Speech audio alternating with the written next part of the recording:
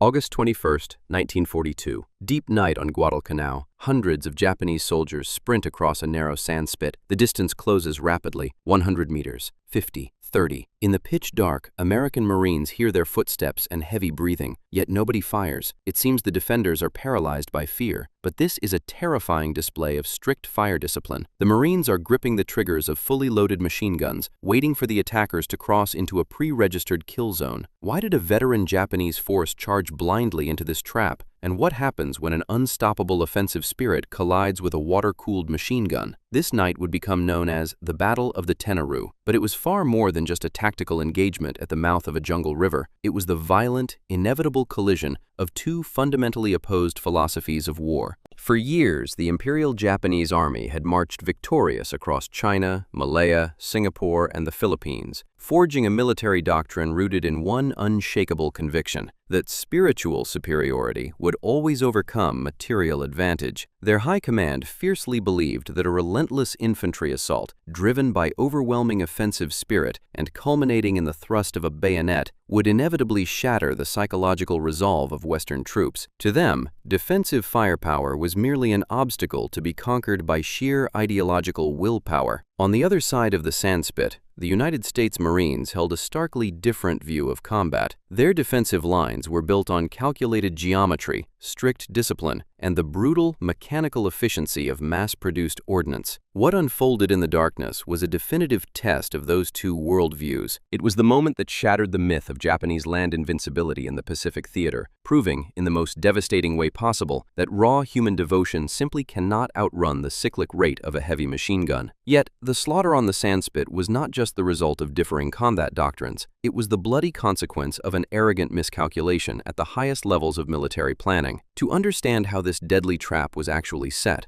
and why a highly trained veteran Japanese assault force charged blindly into the teeth of an entrenched American defense, we have to rewind exactly 2 weeks. We must look at the critical, catastrophic mistake the Japanese High Command made when they first turned their attention to the remote shores of Guadalcanal. On the morning of August 7, 1942, the vast expanse of the South Pacific was suddenly filled with the imposing silhouettes of an Allied invasion fleet. The target was Guadalcanal, an obscure, sweltering, and deeply hostile island in the Solomon chain. The strategic calculus behind this massive operation was brutal and straightforward. Deep in the dense jungle canopy, Japanese engineering battalions were rapidly carving out a runway. If that airfield became fully operational, land-based Japanese bombers would possess the reach to sever the critical maritime supply lifelines connecting the United States to Australia. Severing those sea lanes would effectively isolate the Pacific, starving the Allied war effort of men, fuel, and munitions. To prevent this strategic strangulation, the 1st Marine Division was sent ashore. It was the first major Allied land offensive of the Pacific War. Striking with unexpected speed,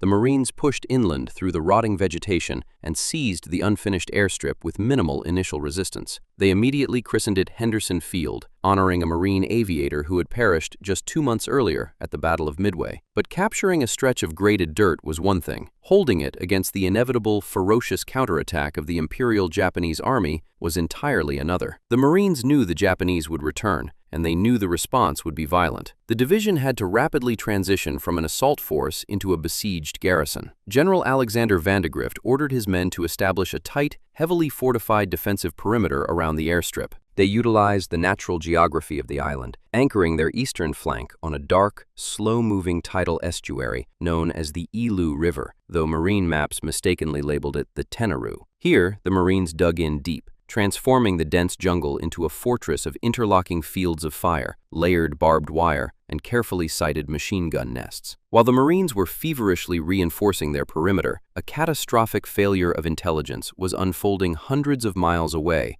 in the Japanese command centers at Rabaul and Tokyo. The Japanese High Command was initially stunned by the audacity of the American landing, but that shock quickly morphed into fatal arrogance. Operating on fragmented reports, poor aerial reconnaissance, and a deep-seated institutional disdain for the fighting resolve of Western troops, Japanese staff officers drastically misread the situation on the ground. They concluded that the American presence on Guadalcanal was nothing more than a temporary hit-and-run raid meant to destroy the airfield installations. More importantly, they calculated the enemy strength at roughly 2,000 men. It was a disastrous, reality-altering miscalculation. In truth, over 11,000 United States Marines were deeply entrenched around Henderson Field. This massive discrepancy, a factor of more than 5 to 1, would become the foundational error that doomed the Japanese response. Because the High Command believed they were dealing with a small, isolated, and disorganized detachment of American raiders, they did not feel the need to marshal a massive, overwhelming invasion force. Instead, they dispatched what they believed was a perfectly calibrated countermeasure, a highly disciplined, veteran infantry force that could swiftly land, march down the coast, and sweep the scattered Americans into the sea. The task of retaking the island was handed to a man who perfectly embodied the aggressive, uncompromising spirit of the Imperial Japanese Army. His name was Colonel Kiyonao Ichiki. He was a seasoned, highly decorated veteran commander known for his tactical aggression and unshakable devotion to the Emperor. Ichiki's military pedigree was legendary. He had commanded troops during the Marco Polo Bridge incident in 1937, the spark that ignited the Second Sino-Japanese War. For years, he had led his men to victory after victory across the sprawling battlefields of Asia. His worldview, forged in those continuous triumphs, was absolute. Colonel Ichiki did not merely follow the doctrine of spiritual superiority. He was its living avatar. He firmly believed that the Japanese infantryman, armed with a bolt-action rifle, a bayonet, and an indomitable fighting spirit, was the ultimate weapon of war. In his mind, American troops were materially rich but spiritually bankrupt, utterly incapable of withstanding the terrifying psychological pressure of a coordinated Japanese night assault. Armed with the deeply flawed intelligence reports from Rabaul, Ichiki formulated a plan that prioritized extreme speed over logistical preparation. He commanded the 28th Infantry Regiment, a formidable fighting force of over 2,000 combat-hardened soldiers. However, transporting the entire regiment required slow-moving transport ships that were vulnerable to American air patrols. Driven by a supreme, almost fatalistic confidence, Ichiki made a fateful decision. He would not wait to assemble his full combat strength. Instead, he stripped out an elite advance echelon of just over 900 men, loaded them onto 6 fast-moving destroyers, and raced toward Guadalcanal. This was a force composed of highly trained shock troops, men who had spent years perfecting the art of the rapid, silent night march and the devastating bayonet charge. Leaving the rest of his regiment behind to follow days later, Ichiki's advance force made landfall at Taivu Point, approximately 22 miles east of the marine perimeter, in the dark, early hours of August 19th. They hit the beach with light rations, basic infantry weapons, and minimal artillery support. From the moment his boots touched the sand, Ichiki operated under the assumption that he was facing a fragile, demoralized enemy of roughly 2,000 men who were already looking for an avenue of escape. He ordered his troops to immediately begin a grueling, rapid march westward, cutting through the dense, sweltering coastal jungle directly toward the American flank. The terrain was brutal, a suffocating labyrinth of rotting vegetation, deep mud, and biting insects. Yet the Japanese column moved with terrifying speed and discipline. Ichiki's tactical design was elegant in its simplicity and terrifying in its aggression. He planned to march straight into the teeth of the American lines under the cover of darkness, completely bypassing any complex flanking maneuvers. The focal point of his intended breakthrough was a narrow, exposed sandbar blocking the mouth of the Ilu River, where the slow-moving water met the ocean surf. He intended to hurl his men across that narrow strip of sand in a sudden, overwhelming wave of screaming infantry and gleaming steel. Colonel Ichiki was absolutely certain that a rapid, aggressive strike would shatter the American lines before the defenders even understood they were under attack. His entire strategy, his timeline, and the lives of his 900 veterans rested on one critical pillar, the element of total, paralyzing surprise. He believed he was an invisible sword, swinging blindly in the dark toward the throat of an unsuspecting enemy. But the jungle was watching, and just hours before Ichiki's men were scheduled to step onto that fatal sandspit, his one vital advantage was violently and completely ripped away. The element of surprise, which Colonel Ichiki so heavily relied upon to offset his numerical disadvantage and lack of heavy weapons, evaporated just hours before his scheduled nighttime assault. The Japanese commander had assumed the dense jungle would conceal his rapid advance, but the local environment was deeply hostile to the invading force. The British Solomon Solomon Islands Protectorate possessed a highly effective network of local scouts and coast watchers, men who knew every hidden trail and tidal shift of the islands. One of these men was Jacob Vuza, a retired sergeant major of the native constabulary who had volunteered to assist the Americans. While probing eastward to gather intelligence on the suspected Japanese landings, Vuza was ambushed and captured by the vanguard of Ichiki's advancing column. Searching him, the Japanese found a small American flag hidden in his loincloth, a clear indicator that he was acting as a scout for the Marines. Recognizing the threat he posed to their operational secrecy, Japanese interrogators subjected Vuza to a brutal interrogation, demanding he reveal the exact positions, troop strength, and defensive layouts of the American perimeter. Despite enduring severe physical torture, Vuza refused to break. He offered them nothing but silence. Frustrated by his defiance and pressed for time as their attack schedule loomed, the Japanese left Vuza tied to a tree, believing his injuries were fatal. They left him in the jungle to die and resumed their rapid march westward toward the Ilu River, confident that their secret was still safe in the dark. But they had vastly underestimated the resilience of the local scout. When he regained consciousness, Vuza managed to bite through the ropes binding his hands. Bleeding heavily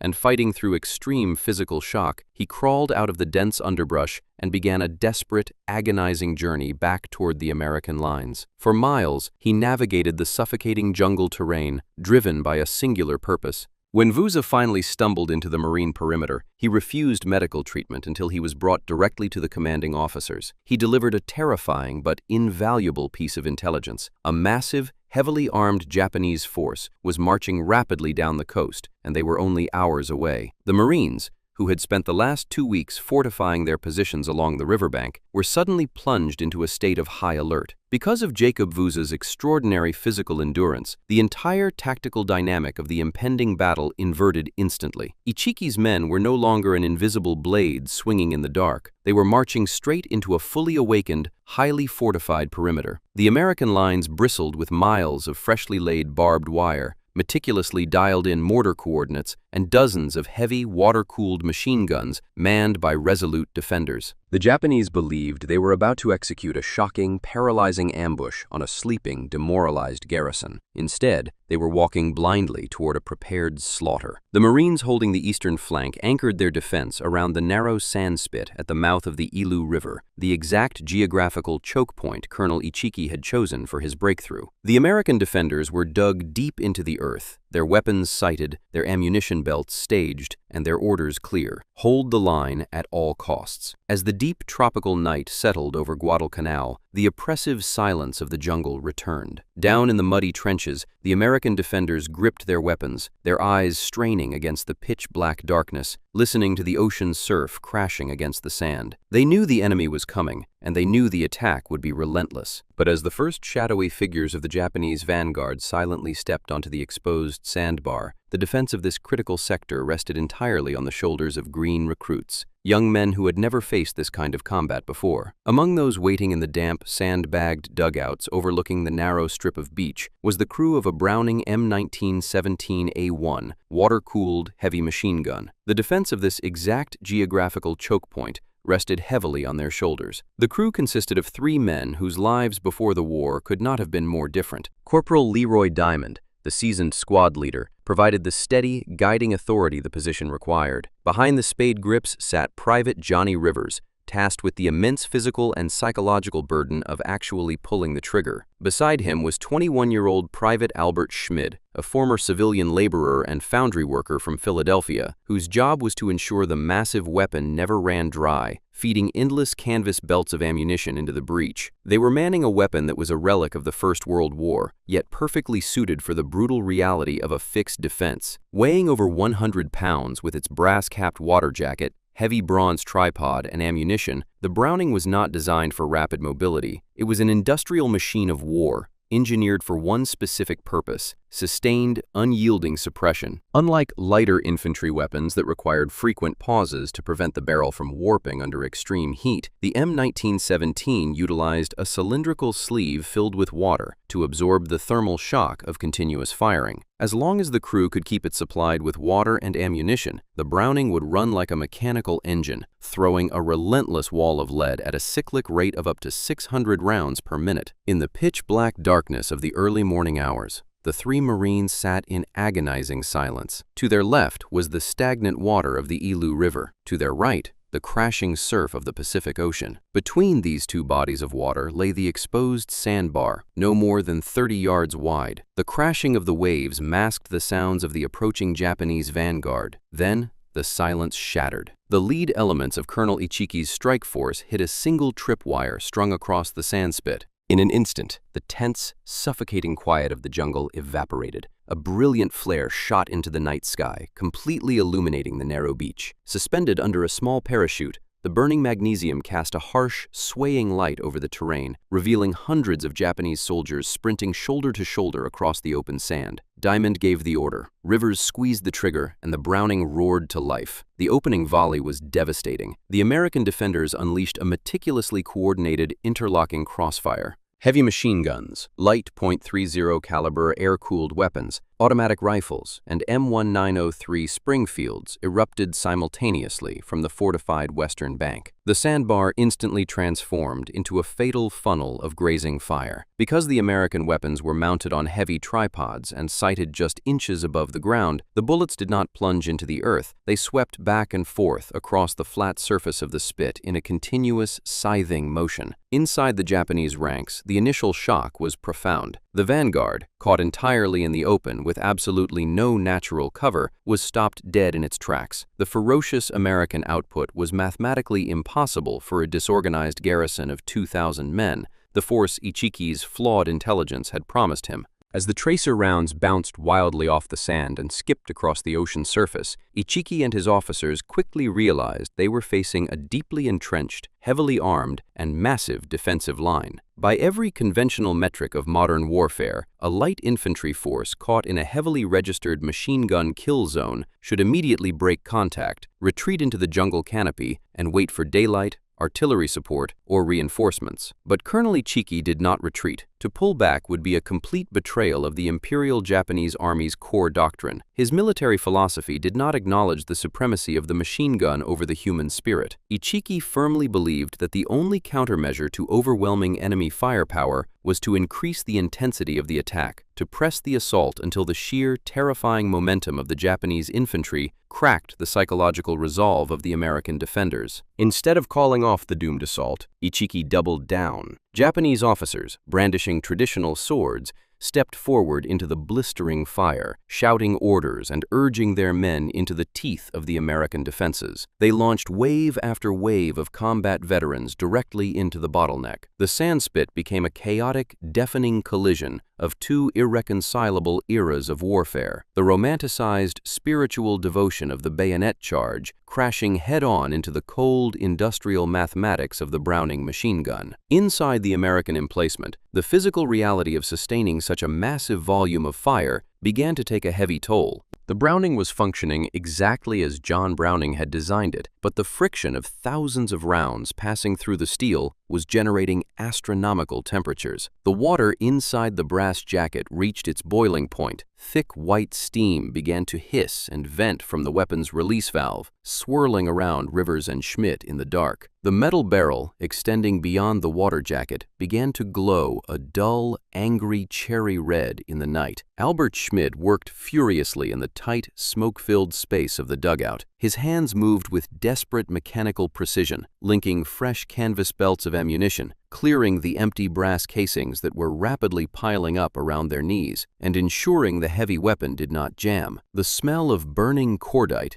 boiling water, and scorched gun oil filled their lungs. There was no time to think, no time to process the terrifying scale of the assault unfolding just yards away. There was only the repetitive, exhausting physical labor of keeping the machine gun fed. Out on the sandbar, the geography of the battlefield was actively shifting. The sheer volume of fallen Japanese soldiers began to alter the terrain itself. As successive waves charged forward, they were forced to climb over the bodies of the previous vanguard. Soon, the charging infantry realized they could use the fallen as physical barricades. Japanese soldiers crawled forward on their stomachs, using the grim obstacle course of the sandspit to inch closer to the American lines, setting up their own light machine guns and knee mortars behind the chaotic cover. Realizing the frontal assault across the sand was turning into a static meat grinder, groups of Japanese infantry attempted to bypass the choke point by plunging into the dark, churning ocean surf. They tried to wade through the chest-deep water to flank the Marine positions. Spotting the movement, Diamond directed Rivers to pivot the heavy Browning. The guns swept out over the water, churning the Pacific surf into a chaotic spray of white water and phosphorus, effectively shutting down the flanking maneuver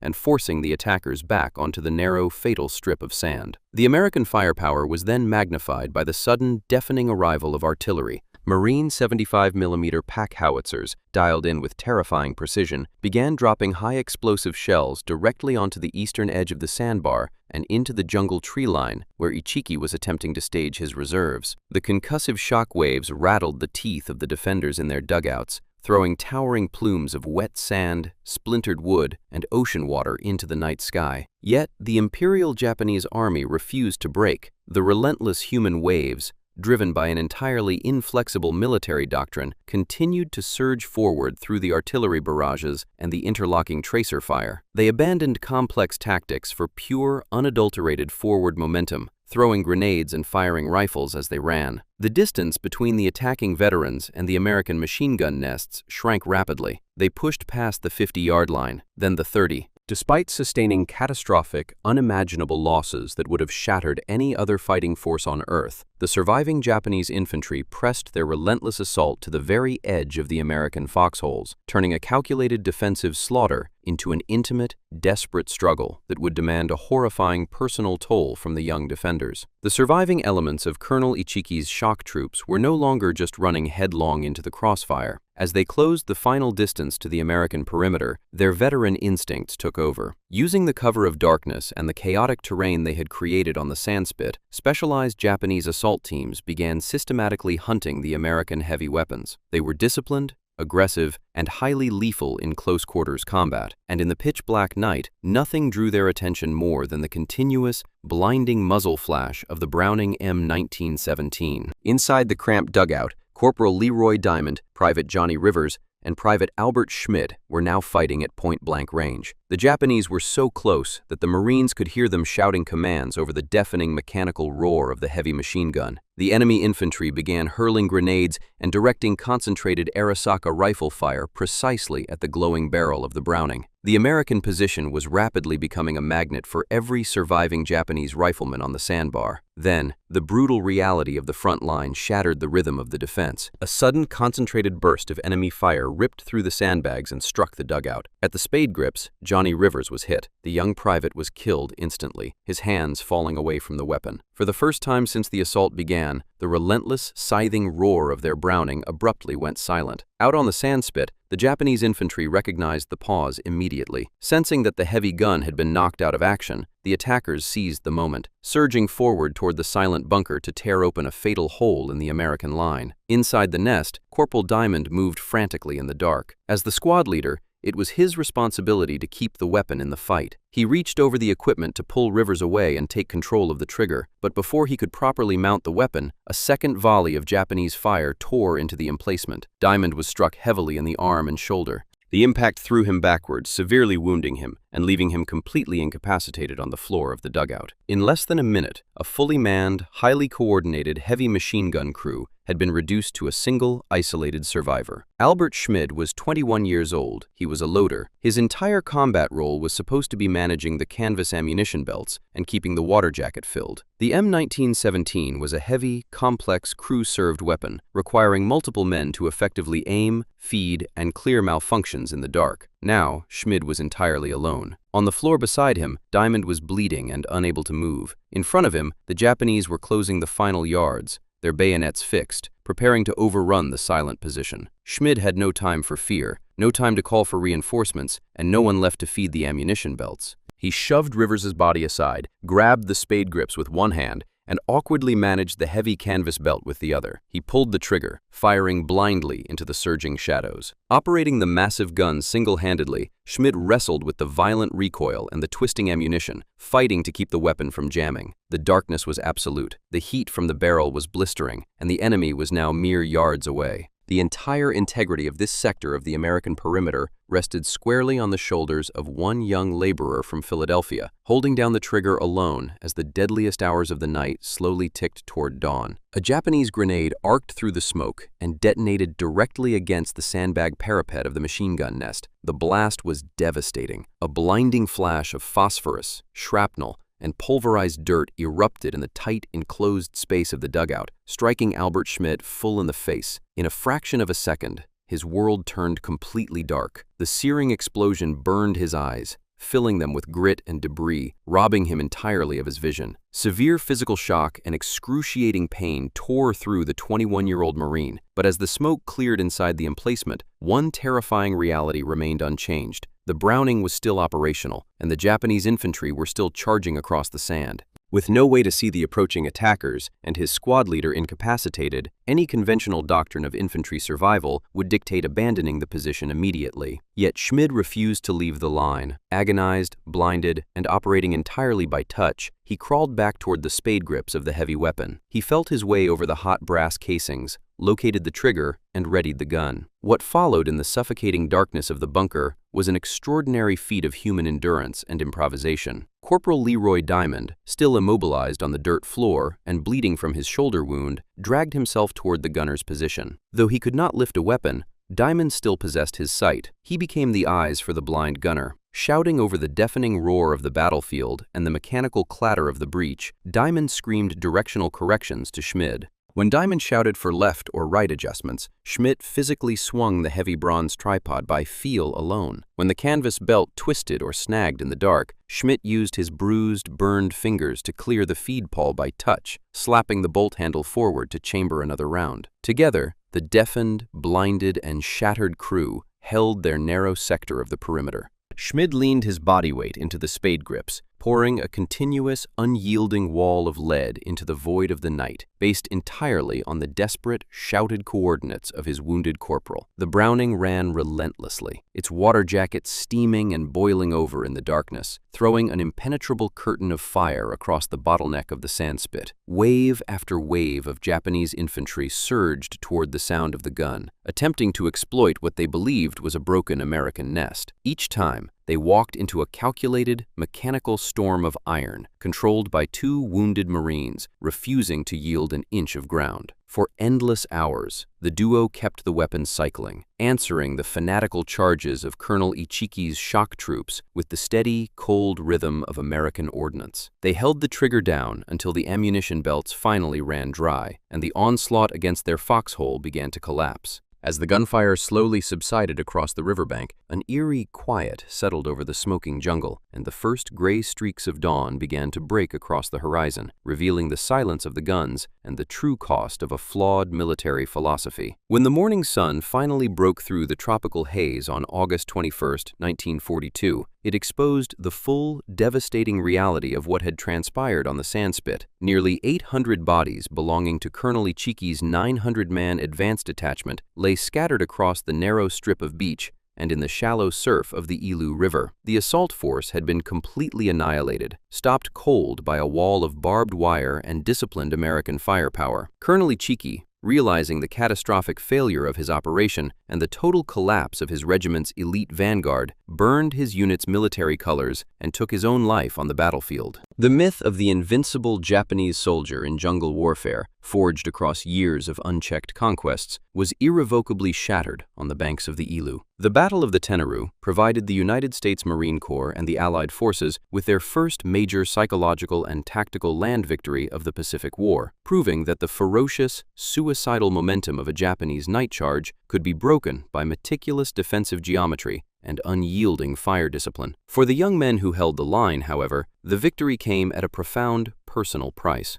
Private Albert Schmid survived the brutal ordeal, but the grenade blast permanently robbed him of his sight. He was later awarded the Navy Cross for his extraordinary heroism, becoming a national symbol of sacrifice. Yet he lived the remainder of his life in total darkness, a quiet, tragic testament to the devastating cost of holding a few hundred yards of mud and sand. This isolated night engagement did not instantly win the campaign for Guadalcanal, nor did it shorten the years of bloody conflict that lay ahead, but it fundamentally shifted the strategic momentum of the Pacific War. It proved that the outcome of a global conflict was not decided by abstract doctrines of spiritual superiority, but by the discipline, resilience, and terrifying resolve of individual soldiers standing their ground in the dark. The strategic turn of the war began not with a sweeping arrow on a map, but with young men who waited for the right distance and held their triggers until dawn. History remembers the Pacific Theater as a grand geopolitical chess match, defined by sweeping campaigns and brilliant arrows drawn across vast oceanic maps by admirals in perfectly lit command rooms. But the true turning point of the war did not begin in those secure headquarters. It was not born from a flawless logistical calculation or a stroke of high-level genius. The momentum of the Second World War shifted on a miserable, narrow sandspit at the edge of the jungle. It shifted because a handful of terrified, exhausted young men, thousands of miles from home, managed to conquer their own panic in the pitch dark. They listened to the rushing footsteps in the sand. They heard the heavy breathing of an invincible enemy, and they held their fire until those shadows stepped exactly 30 meters from their barrels.